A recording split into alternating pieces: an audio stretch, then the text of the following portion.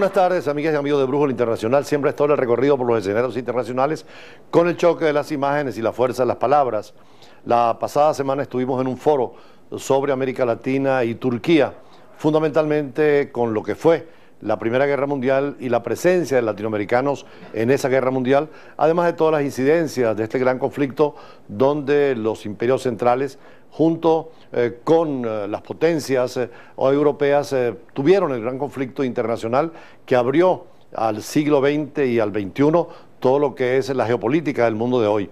Allí estuvimos con el Centro de Estudios de América Latina de la Universidad de Ankara, con el profesor Kutlu, un especialista en América Latina que además vivió en Caracas de muchacho y su tesis de grado fue sobre un venezolano que peleó en la Primera Guerra Mundial, como fue Rafael Nogales Méndez. Precisamente nos tocó a nosotros desarrollar el tema de Nogales Méndez, el tachirense que nació en San Cristóbal, murió en Panamá abandonado totalmente después de haber peleado en guerras tan importantes como en la Revolución Mexicana, entrevistó a Sandino, estuvo con los españoles contra Estados Unidos en Cuba, pero en Europa pues se alistó en las tropas del Imperio Turco y fue un alto representante político allí.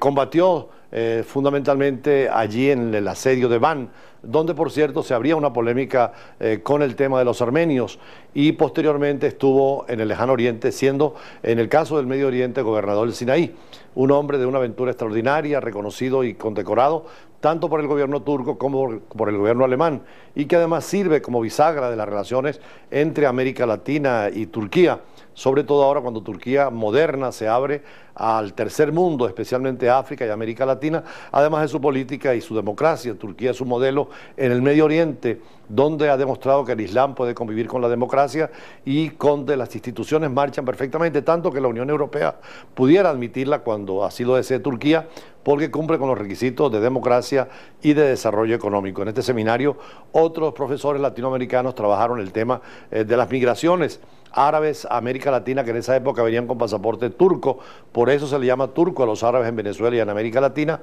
además de otros temas tan importantes que se tocaron allí, como fue la presencia o la Primera Guerra Mundial en la literatura y en la poesía latinoamericana, y por supuesto el diálogo necesario con autoridades turcas. El embajador de Turquía en Costa Rica es la primera vez que tiene una embajada en Centroamérica, y eso demuestra el interés. Nos anunciaban precisamente que la Turkish Airlines volará entre varios destinos de América Latina a Venezuela, y se abre para América Latina el comercio, la relación cultural y la relación política. Cerca de 9 embajadas tiene Turquía en América Latina y es una referencia obligada. Por eso vamos a dedicarle este programa especial hecho precisamente en Costa Rica con el profesor Kutlu del Centro de Estudios Latinoamericanos de la Universidad de Ankara. Vamos a ver en extenso esta conversación que tuvimos con él. La Organización de Naciones Unidas estima que pronto Turquía podría tener casi 3 millones de refugiados procedentes de Siria. En este caso, es un refugio obligado, pero para muchos intelectuales, jóvenes, mujeres y profesionales, Turquía es una referencia necesaria y un paradigma de lo que pudiera ser el modelo político en cada uno de los países del Medio Oriente. Esta república democrática, laica y constitucional desde 1923, bajo la orientación de Mustafa Kemal Atatürk, afirma que es posible la convivencia entre el Islam y la democracia. Cuando se cuestiona el Islam y el Corán como antítesis de la democracia en su doble dimensión de la libertad y la justicia, Turquía demuestra un Estado moderno, con gran crecimiento económico y defensa de los derechos humanos. Ankara es un núcleo en permanente dinamismo, tanto a escala regional como mundial. Hoy, Turquía está ubicada entre las 20 naciones de mayor crecimiento. Su política exterior se fundamenta en el principio de paz en casa y paz en el mundo, con la afirmación de la solución pacífica en las controversias internacionales. Es miembro fundador de la Organización de Naciones Unidas y ahora un aspirante a la Unión Europea. En el Medio Oriente de hoy, con la crisis entre Palestina e Israel, la guerra de Siria, el califato y el conflicto en Yemen, el modelo turco es invocado como alternativa para estas sociedades de religión musulmana, pero con aspiraciones a gobiernos democráticos. Con la apertura hacia los refugiados sirios, hoy Turquía demuestra ante el mundo su solidaridad internacional.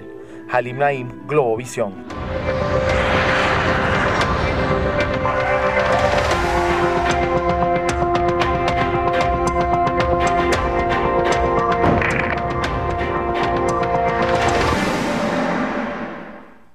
Para Brújula Internacional siempre es agradable conversar con personalidades de la política internacional, de las relaciones internacionales, distinto a Venezuela, que encuentra en el mundo una oportunidad de ser un faro en las relaciones entre los pueblos y entre los estados.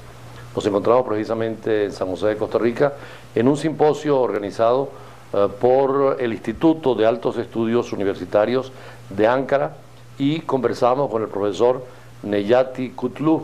Él es el director del instituto, precisamente del Centro de Estudios Latinoamericanos, y acá ha logrado reunir profesores de toda América Latina, pero también especialistas de Turquía, en ese diálogo necesario y sobre todo para conversar sobre la Primera Guerra Mundial, incluyendo una referencia muy particular a un venezolano que estuvo allí presente, como fue don Rafael Nogales Méndez.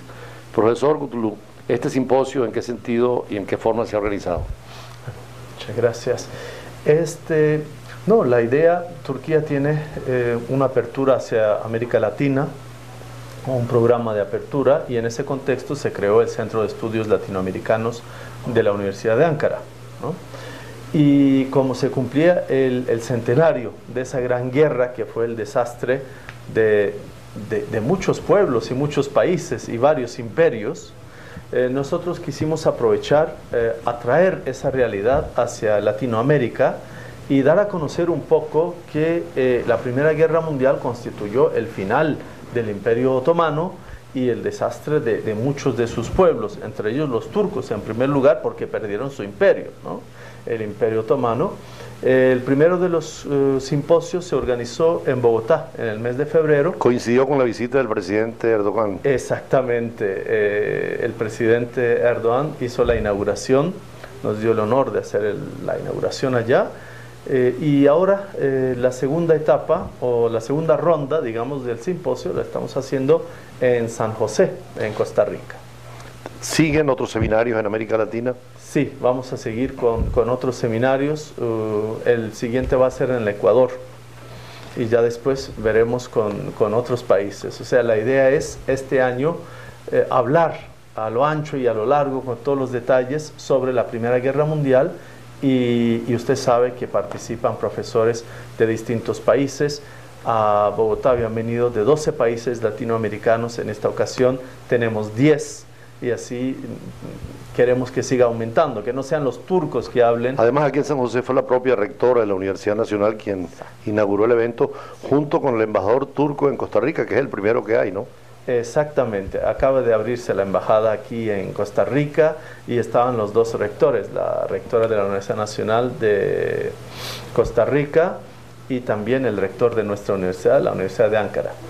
Por cierto, en este primer foro que hubo acá en la Universidad Nacional en Costa Rica, usted y otros de sus colaboradores trabajaron mucho el tema de la presencia de un venezolano, Nogales Méndez, en el Imperio Otomano, en esa primera guerra, y la importancia que le asignaron precisamente, más que como venezolano, como latinoamericano, dentro de la cercanía con Turquía. Exactamente, Nogales es un personaje singular que vino a combatir en las filas del Imperio Otomano en el año 1915, a principios del año 1915, usted sabe que la guerra empieza en el 14, pero él llega a principios del 15 y hasta el 19 se queda en Turquía.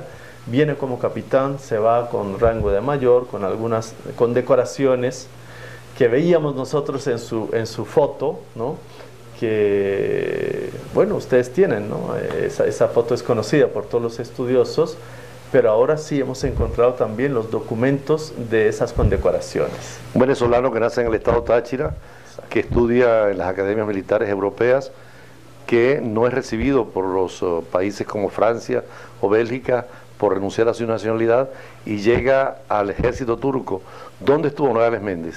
Nogales Méndez primero vino a Estambul a entrar al servicio del Imperio Otomano como capitán y después es designado al Frente Este, al tercer ejército de la época, y llega hasta Erzurum, que es una provincia en el este, en la parte del Cáucaso turco, digamos.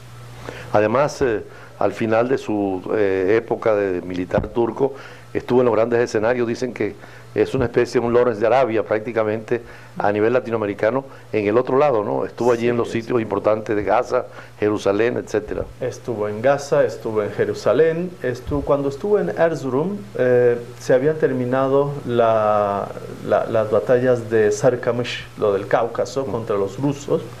Y esa tranquilidad relativa, claro, no coincide con su carácter y él pide ser designado a Van, precisamente en el mes de abril de 1915.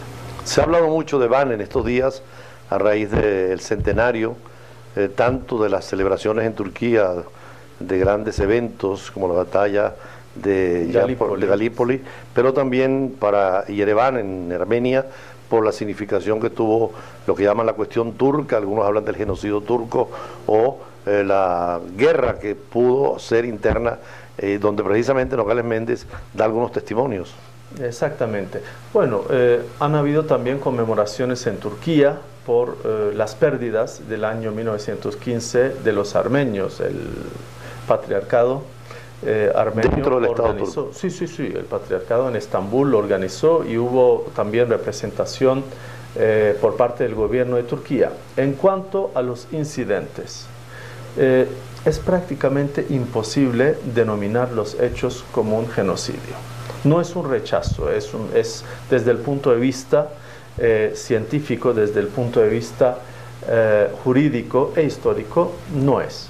Sí hubo una movilización, hay un decreto firmado que se saben las condiciones, en la que el pueblo armenio en ciertos sectores del país, no en la totalidad, por ejemplo de Estambul no se movió ni un armenio, entonces en ciertos sectores donde había riesgo de rebelión o riesgo de ataque a las fuerzas turcas conjuntamente, porque hay combate contra los rusos, ¿no?, en la zona, pues sí se han movilizado hacia el sur del país, pero se han movilizado dentro del país, o sea, no es un exilio, no es un destierro tampoco. Eso no quita que el acto sea muy difícil, que el acto sea muy difícil para los que se han movilizado y han habido muertes indeseadas también, pero tampoco hay que olvidar que los comités de Tashnak y el comité de Hınçak se habían formado y estaban trabajando para obtener la independencia de ese imperio que se estaba cayendo. El imperio estaba cayendo y de sus trozos, pues hoy en día han salido más de 50 países de los restos del Imperio Otomano. Y es claro que una parte del pueblo armenio que estaba ligado a aquellos comités estaban en rebeldía, estaban armados y eran desertores, habían desertores entre ellos que se pasaban al bando opuesto y vinieron a las provincias turcas ocupadas por los rusos enfrente de esos ejércitos y fusiles en mano, donde no pudieron subsistir tampoco el pueblo musulmán turco de la zona, y han habido masacres de los turcos, de los musulmanes también. Ese episodio es uno de los episodios más tristes de toda la historia del Imperio Otomano, pero yo pienso y estoy a favor de que las cuestiones, si hay que estudiarlas y si hay que rememorarlas, que se hagan por los académicos, por los historiadores, por los artistas si es necesario, pero sin convertirlo en un problema político actual, porque al fin y al cabo han pasado 100 años y a nadie le favorecería quedarse en la historia, sino que hay que seguir adelante hoy en día. Seguimos la conversación con el profesor Kutlu de la Universidad del Centro de Estudios Latinoamericanos de la Universidad de Ankara y vamos a entrar después sobre este tema a la posición oficial del gobierno turco, a las repercusiones que tuvo ahora a los 100 años de las dos celebraciones en Turquía y en Yerevan y a otros temas de interés nacional. Ya regresamos.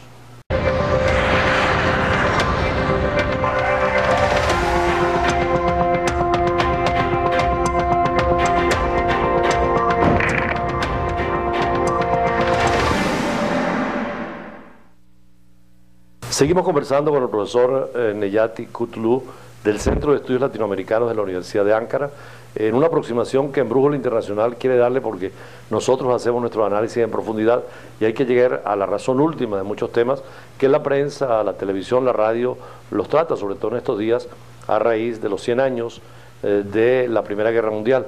El profesor Kutlu es uno de los funcionarios o profesores, primero, que habla un excelente español, como lo vemos; en segundo lugar, que más conoce a Nogales Méndez. De hecho, su tesis de grado fue el estudio y el conocimiento que ha hecho de los turcos de este venezolano.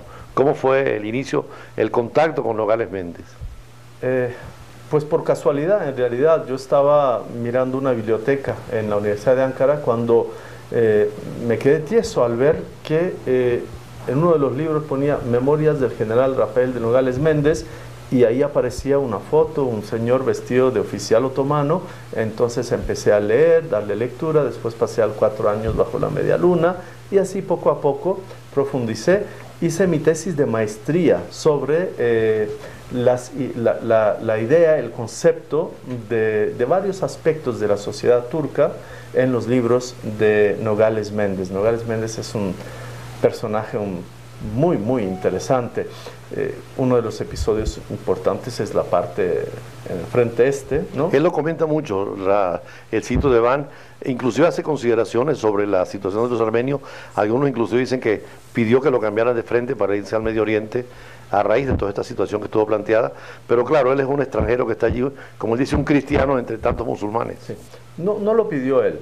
Sucedió lo siguiente, hay que decirlo, ¿no? En sus libros lo comenta. Él pidió ser designado allá, primero, a la división de gendarmería de Van de la época, y el día que llega, precisamente, él llega como el 20 o el 22 de abril de 1915, cuando la rebelión armenia ya ha estallado y la ciudad de Van está en manos de los armenios, de los comités armenios que mencioné anteriormente, los Hinchak, los Tashnak, se han apoderado. Los rusos también vienen a la ayuda. Los rusos están a un paso.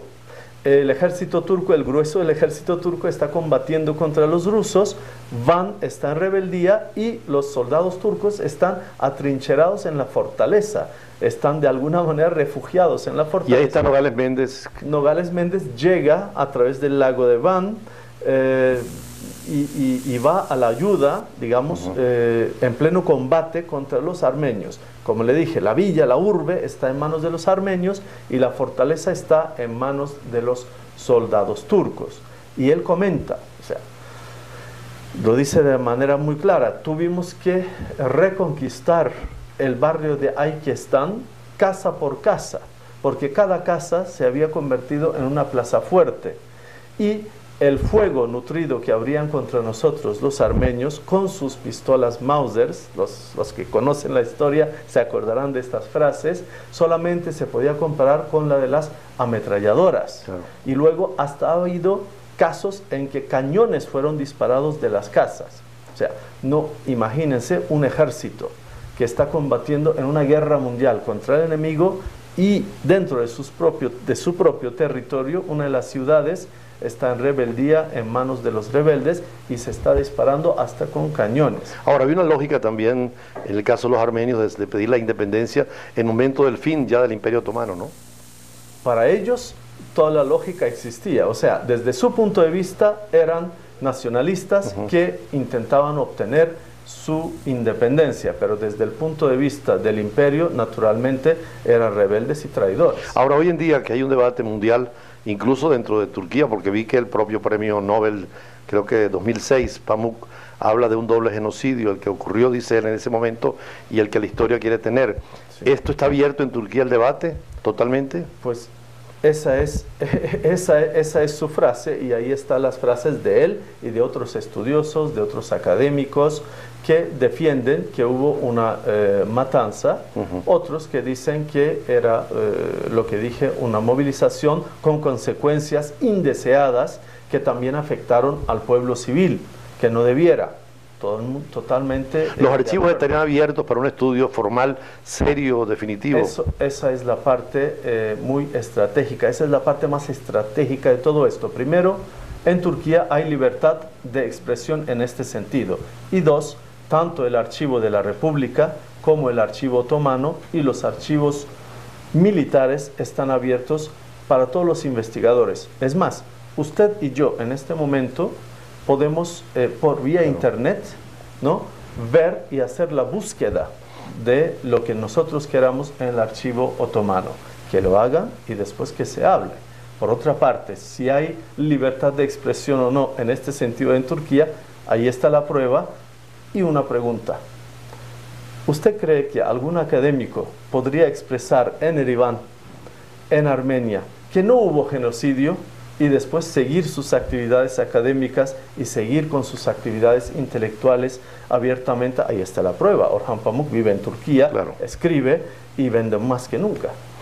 Usted decía que el pasado pues ya es parte de la historia, hay que afrontar el futuro, el porvenir. El tema armenio pues sigue discutiéndose en la Unión Europea, en muchos países. Habrá que encontrar una solución en definitiva. Además, ustedes con la nueva Turquía están abiertas a todas las culturas, a todas las religiones. Yo he sido testigo precisamente en Estambul de la pluralidad de cultos, de la libertad religiosa, del papel de la mujer en la sociedad turca. E incluso se llama el modelo turco como el válido en un Medio Oriente tan conflictivo, con criterios tan exclusivos y de violencia, donde el Islam se ha deformado. En cambio, el Islam turco es un Islam democrático. En ese sentido, ¿cómo llegar a acuerdos fundamentales y cerrar el capítulo? Naturalmente, estoy totalmente de acuerdo, y usted sabe que ese es el punto de vista expresado tanto por el presidente como el primer ministro de Turquía, que sean los académicos y que se hable del tema de manera abierta, y que ambas partes expresen que ha habido un dolor, pero es el dolor de todos los pueblos existentes dentro de lo que era el Imperio Otomano. O sea, el dolor no es de un pueblo solo, en primer lugar están los turcos también. Ahora vamos a ir también a un punto que es muy importante, es la nueva Turquía, precisamente hablando del futuro, el hecho de que tengan tantas embajadas en América Latina, el que se diga que la Turkish Airlines va a venir a nuestras capitales, incluyendo precisamente Caracas, el que el comercio pueda servir de vínculo con nuestros países, todo esto. El instituto es un instrumento para ayudar. De hecho, ustedes están estudiando el español y están estudiando la política, la diplomacia y la economía latinoamericana, ¿no? Sí, exactamente, nos dedicamos a aquello. O sea, el programa de apertura de Turquía hacia Latinoamérica, podemos decir que se intensificó con el milenio, con el nuevo milenio, digamos, a partir del año 2000. Pero una de las vías es la vía académica, porque el mutuo conocimiento es lo que va a abrirnos los nuevos horizontes, ¿no? Si no nos conocemos, no podemos llegar hasta uno al otro, ¿no? Digamos. Por eso, nuestro deber como Centro de Estudios Latinoamericanos es dar a conocer Turquía en Latinoamérica y viceversa, aumentar el conocimiento de Latinoamérica en Turquía. En cuanto a las aerolíneas turcas, actualmente llegan hasta Brasil y Argentina, y de hoy para mañana sabemos que van a llegar hasta México, Colombia, Venezuela y Cuba. Y eso facilita mucho. Seguimos conversando precisamente durante la tarde de hoy en Brújula Internacional con el profesor Kutlu, quien es director del Instituto de Estudios Latinoamericanos de la Universidad de Ankara. Y en esta parte última del programa vamos a trabajar el tema de las relaciones de Turquía con América Latina, después de lo que ha dicho, y las posibilidades inmensas que hay para América Latina con sus sistemas de integración, y Turquía como una potencia económica, con un desarrollo, pero también con una democracia que es paradigma en el caso de los países que forman ese tercer mundo que busca nuevos caminos y las economías emergentes. Ya regresamos.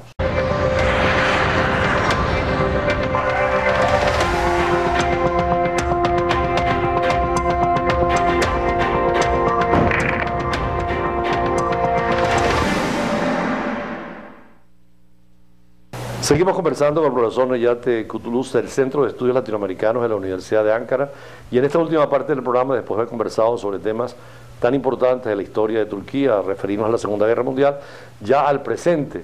Turquía está muy activa en América Latina a nivel comercial, a nivel cultural y a nivel diplomático. De hecho, una serie de televisión como Las Mil y Una Noches está viéndose en toda América Latina, ¿no, profesor? Sí, yo estuve en Colombia el semestre pasado, estuve dando clases en la Universidad Nacional de Colombia, y todos los días a las 3 de la tarde se paralizaba prácticamente todo en los centros comerciales, en la calle, en las casas, y se veía Las Mil y Una Noches, Don Onur y Shehrazade, ¿no? Y es interesante tanta aceptación, porque en realidad y en el fondo nos parecemos mucho, claro, ¿no? Ahí la gente puede ver la idiosincrasia del turco, la vida. Estambul, pero en el fondo ve la similitud y lo que podía aproximarnos en realidad que además es una especie de realismo lejos, que es una especie de realismo mágico ahora que estamos con tanta celebración con respecto a García Márquez y todo lo que significó. Hay toda esa imaginación del mundo oriental y sobre todo de lo que fue el Imperio Otomano y la significación poética y cultural, ¿no? Y la cultura turca atrae o atraería por lo siguiente: Turquía es el más occidental de los países orientales y el más oriental de los países occidentales. Además un puente entre varios continentes, ¿no? A eso me refiero. Con África, con Asia, con Europa. Exactamente. Ahora, en este momento en que, caso de Venezuela, tenemos una embajada en Caracas, una embajadora extraordinaria, muy activa, habla el español perfectamente. Vimos que acá en Costa Rica un embajador que domina bien el español también. ¿Cuántas embajadas tiene en América Latina y qué proyectos hay? Turquía, en su época republicana, intentó llevar las relaciones con Latinoamérica hasta el milenio con 6 embajadas, que al sur eran Brasil, Argentina y Chile, y en la parte norte era Venezuela, Cuba y México. Hoy en día se han abierto embajadas en Perú y Ecuador, en la parte, digamos, sur. Luego, a la altura de Venezuela, también tenemos Colombia y Panamá. Luego tenemos República Dominicana. Ya tenemos en Costa Rica y está abriéndose, ya está abierta, el embajador está designado para Guatemala también.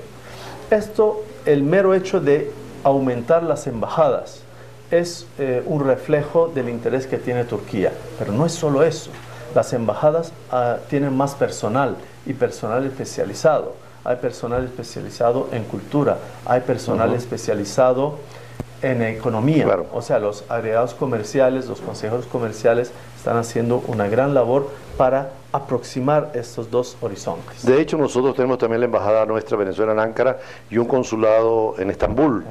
Y además estudiantes interesados en aprender el turco y en conocer la cultura y la civilización de su país. Por cierto, vi que en estos países también están tratando de abrir centros de estudios orientales vinculados también con la cultura, la civilización y el idioma turco. Nosotros hemos abierto 2 cátedras como Universidad de Ankara, Centro de Estudios Latinoamericanos, con la colaboración de la Agencia de Cooperación Turca, TICA. La primera la abrimos en La Habana. Hoy en día está funcionando en el seno de la Universidad de La Habana, dando clases de cultura, historia turca por un lado y lengua turca. Y el segundo de nuestros centros, de nuestras cátedras, se abrió en Bogotá, en Colombia. Está funcionando, tenemos 2 profesores designados en Colombia y estamos con los brazos abiertos para poder llegar a otros países. Sí, tenemos algunas peticiones de universidades venezolanas interesadas en una cátedra sobre cultura y civilización turca y otomana y en el idioma turco. Es una gran noticia porque, bueno, ustedes saben, usted sabe muy bien, ¿no? Yo parte del bachillerato lo estudié en Caracas. Claro, claro. Yo tengo en mi formación tengo algo de caraqueño también, entonces va a ser un honor llevar la próxima cátedra a Caracas. En relaciones económicas con América Latina, nosotros estamos trabajando mucho el tema de la integración. Ahora tenemos la CELAC, que es la Comunidad de Estados de América Latina y el Caribe, UNASUR, el CARICOM, la Unión Centroamericana o la SICA, Sistema de Integración Centroamericana. Sí. Sé que Turquía ha estado presente desde la OEA como organismo regional hasta estas estructuras subregionales de integración. Con todas estas estructuras, Turquía tiene sus relaciones. En muchas de ellas ya es miembro observador Turquía, hasta en la Alianza del Pacífico, que es una cosa una organización relativamente nueva, está presente como observador Turquía, y eso es otra muestra del gran interés que tiene. Y Turquía realiza inversiones en la zona también. Turquía está presente con inversiones de petróleo, de búsqueda de petróleo en Colombia, Ecuador, y también está trabajando en Venezuela actualmente la Turkish Petroleum International Company. Además hay mucha manufactura, tecnología, inversión turca que puede venir a nuestros países, que además tiene materia prima para todo el proceso industrial en Turquía. Todo. Turquía tiene mucho que comprar en Latinoamérica y muchísimo para vender a Latinoamérica también, en el sentido de desarrollar el comercio. El comercio mutuo hoy en día no está en el nivel deseado, pero yo estoy seguro que con estos aumentos, o sea, porque hay una gran mejora en la comunicación y en el transporte. Y las aerolíneas turcas, como usted dice, ayudan mucho en este sentido a esa interacción comercial.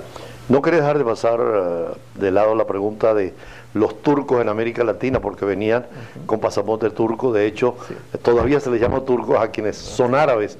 Esa historia es interesante porque oímos varias conferencias de colegas de Argentina, de Chile, de Colombia, de acá mismo de Centroamérica, y cómo todos estos que venían de ese imperio turco se incorporaron a América Latina con ese pasaporte turco, ¿no? Claro, como le dije hace unos minutos, el imperio otomano era un imperio multinacional. O sea, dentro estaban los árabes musulmanes, cristianos, armenios, judíos y turcos. La gran mayoría de los que vinieron, ¿no?, hacia Latinoamérica no eran turcos en el sentido literal de la palabra, o sea, no eran turcos en cuanto a su raza, sino que muchos eran árabes cristianos, habían árabes musulmanes, armenios, judíos, pero el pasaporte que traían era el del Imperio Otomano, y a todos, y muy cariñosamente, se les denominó turcos.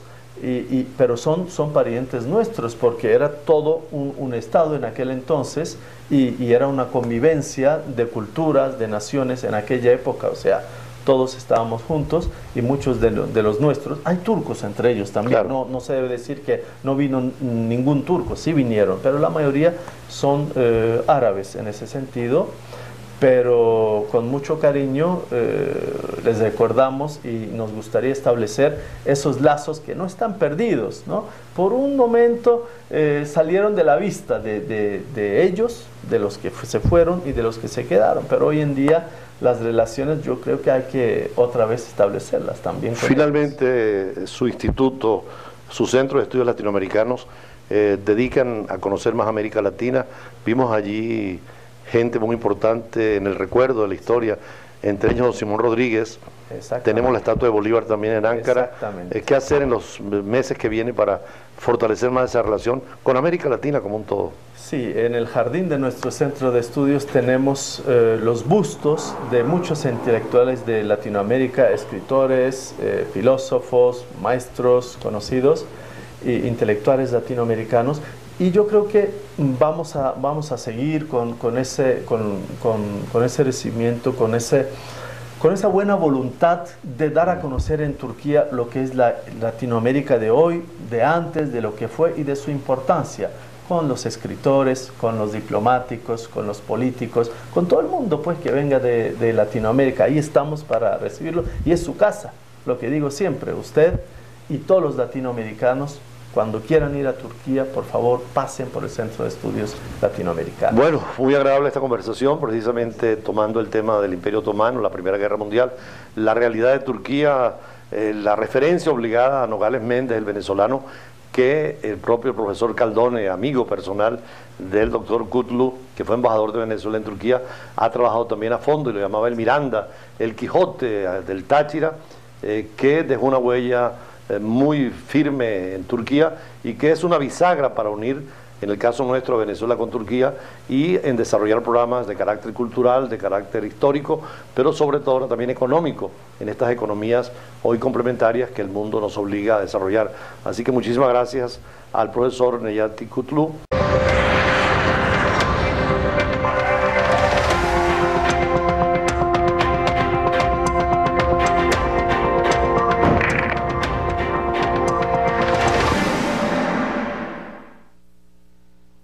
En esta última parte del programa de Brújula Internacional, con los análisis en profundidad, conversamos con el doctor Luis González.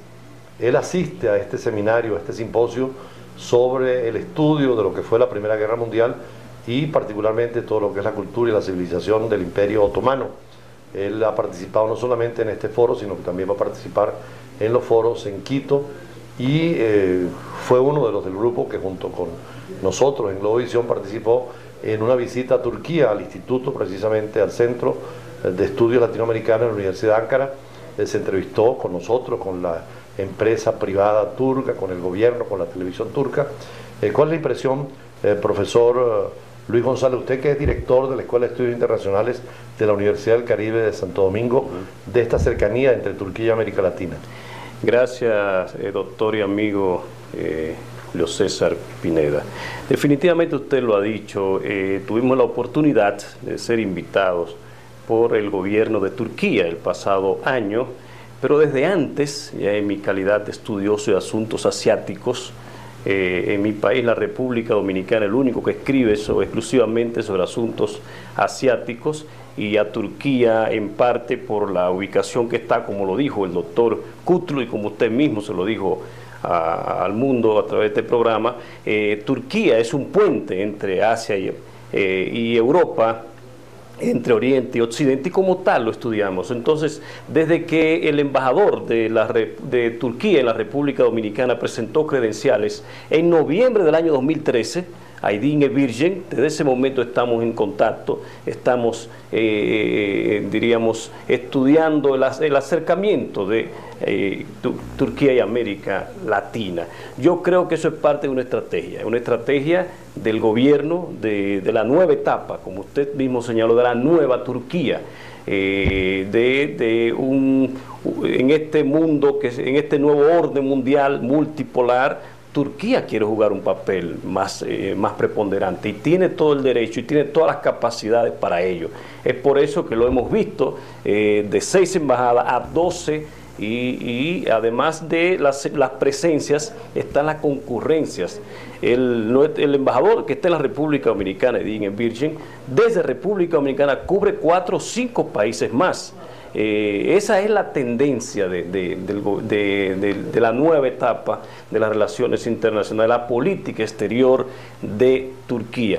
Y ahora, definitivamente lo estamos observando en todas las áreas, incluyendo la parte académica. Que es usted es director de la Escuela de Estudios Internacionales de la Universidad del Caribe.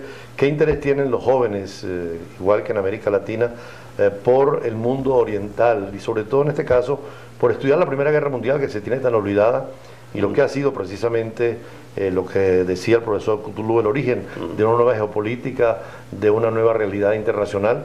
Y en las escuelas de estudios internacionales, en la economía internacional, en derecho internacional, es parte del estudio.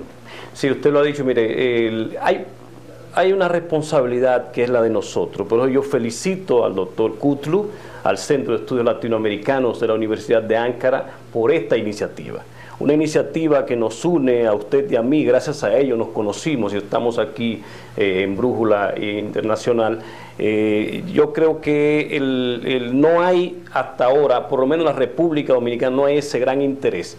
Nuestro papel en la Escuela de Relaciones Internacionales de la Universidad del Caribe, pero igual en la Universidad Autónoma de Santo Domingo, donde soy asesor de asuntos internacionales, es que haya expertos en diferentes áreas del mundo, incluyendo en el tema que usted es experto, que usted maneja, que es Medio Oriente, todo Asia en general, y por eso pensamos que además de este simposio que se está presentando ahora mismo en Costa Rica, se presentó en Bogotá, Colombia, y se va a presentar en Quito, esperamos que vaya quizás a Venezuela e incluso a la República Dominicana, que dicho sea de paso, y lo voy a insertar aquí, la Universidad Autónoma de Santo Domingo va a firmar también un acuerdo con la Universidad de Ankara de cooperación para que académicos, investigadores visiten a Turquía, conozcan Turquía, e igualmente que turcos interesados a través del Centro de Estudios Latinoamericanos en la región también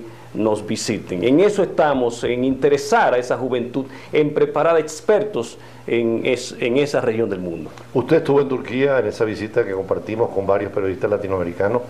Yo representaba precisamente a Globovisión, pero vinieron de todos los medios escritos, impresos, sí, y también televisivos. ¿Qué podemos hacer para acercar más a Turquía, que nuestros gobiernos tomen conciencia y nuestros estudiantes en conocer esa realidad? Sí, definitivamente. Seguir con esta es una iniciativa. El hecho de que nos estén mirando en todo el mundo, no solamente aquí en Venezuela, en donde la sede de este programa, Globovisión, sino en todo el mundo a través de las redes, de la internet.